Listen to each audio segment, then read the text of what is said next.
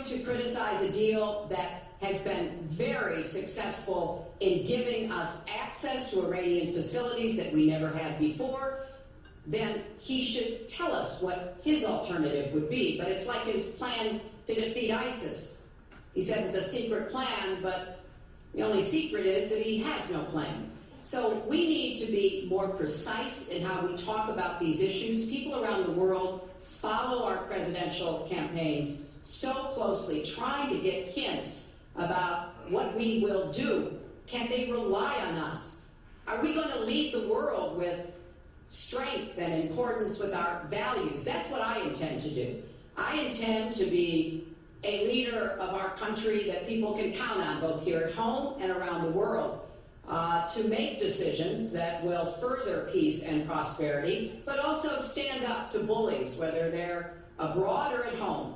We cannot let those who would try to destabilize the world, to interfere with American interests and security, to be given any opportunities at all. Let's do one thing I'd like to say. Very quickly. I will go very quickly, but I will tell you that Hillary will tell you to go to her website and read all about how to defeat ISIS, which she could have defeated by never having it, get going in the first place. Right now, it's getting tougher and tougher to defeat them because they're in more and more places, more and more states, more and more nations, and it's a big problem. And as far as Japan is concerned, I want to help all of our allies, but we are losing billions and billions of dollars. We cannot be the policemen of the world. We cannot protect countries all over the world where they're not paying us what we need. We have just a few final She doesn't say that because she's got no business ability. We need heart, we need a lot of things, but you have to have some basic ability. And sadly, she doesn't have that. All of the things that she's talking about could have been taken care of during the last 10 years, let's say, while she had great power. But they weren't taken care of. And if she ever wins this race, they won't be taken care of. Mr. Trump, this year, Secretary Clinton became the first woman nominated for president by a major party. Earlier this month, you said she doesn't have, quote, a presidential look. She's standing here right now. What did you mean by that? She doesn't have the look. She doesn't have the stamina. I said she doesn't have the stamina. And I don't believe she does have the stamina. To be president of this country, you need tremendous stamina. The court will Wait a minute, she asked me a question. Did you ask me a question? You have to be able to negotiate our trade deals. You have to be able to negotiate, that's right, with Japan, with Saudi Arabia. I mean, can you imagine we're defending Saudi Arabia, and with all of the money they have, we're defending them and they're not paying? All you have to do is speak to them. Wait, you have so many different things you have to be able to do, and I don't believe that Hillary has the stamina. Let's let her respond. Well, as soon as he travels to 112 countries and negotiates a peace deal, a ceasefire, a release of dissidents, an opening of new opportunities in nations around the world, or even spends 11 hours testifying in front of a congressional committee, he can talk to me about stamina. The world, let me tell you, Hillary has experience, but it's bad experience. We have made so many bad deals during the last, so she's got experience, then I agree, but it's bad experience.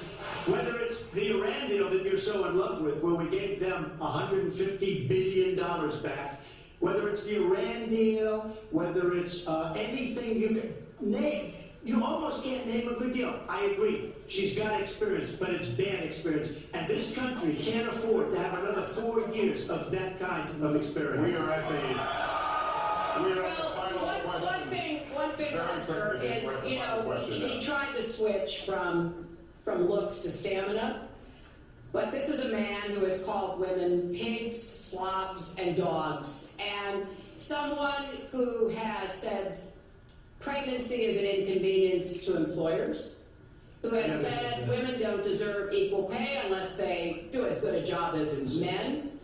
And one of the worst things he said was about a woman in a beauty contest. He loves beauty contests, supporting them and hanging around them. And he called this woman Miss Piggy. Then he called her Miss Housekeeping because she was Latina. Donald, she has a name. Where did you find Her it? name Where is did you find Alicia this? Machado. Where did you find and it? she has become a U.S. citizen, and you can bet Oh, really? she's going to vote this November. Okay, good. Let me just tell you. Mr. Trump, I'm going to take 10 seconds and then You know, final question. Hillary is hitting me with tremendous commercials.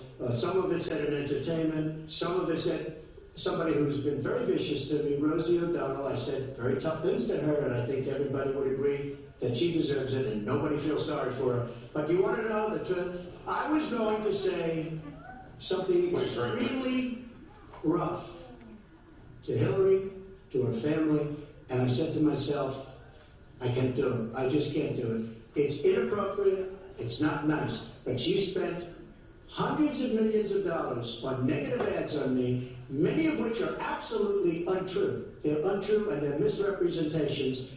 And I will tell you this, Lester, it's not nice, and I don't deserve that. But it's certainly not a nice thing that she's done. It's hundreds of millions of ads, and the only gratifying thing is I saw the polls coming today. And with all of that money, over $200 million is spent, and I'm either winning or tied, and I've spent practically nothing. One of you will not win this election. So my final question to you tonight, are you willing to accept the outcome as the will of the voters? Secretary Clinton? Well, I support our democracy. And sometimes you win, sometimes you lose. But I certainly will support the outcome of this election. And I know Donald's trying very hard to plant doubts about it, but I hope the people out there understand this election's really up to you. It's not about us so much as it is about you and your families and the kind of country and future you want. So I sure hope you will get out and vote as though your future depended on it, because I think it does. Mr. Trump, very quickly, the same question. Will you accept the outcome as the will of the voters? I want to make America great again. We are a nation that is seriously troubled. We're losing our jobs. People are pouring into our country. The other day, we were deporting 800 people, and perhaps they passed the wrong button, they pressed the wrong button, or perhaps, worse than that, it was corruption. But these people that we were going to deport for good reason ended up becoming citizens.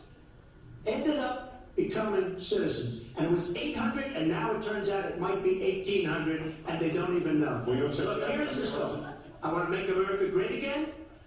I'm going to be able to do it. I don't believe Hillary will. The answer is, if she wins, I will absolutely support her. All right. Well, that is going to do it for us. That concludes our debate for this evening. A spirited one. We covered a lot of ground. Not everything, as I suspected we wouldn't.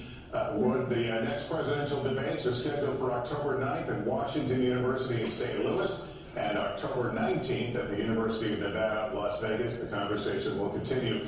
A reminder, the vice presidential debate is scheduled for October 4th at Longwood University in Farmville, Virginia. My thanks to Hillary Clinton and to Donald Trump and to Hofstra University for hosting us tonight. Good night, everyone.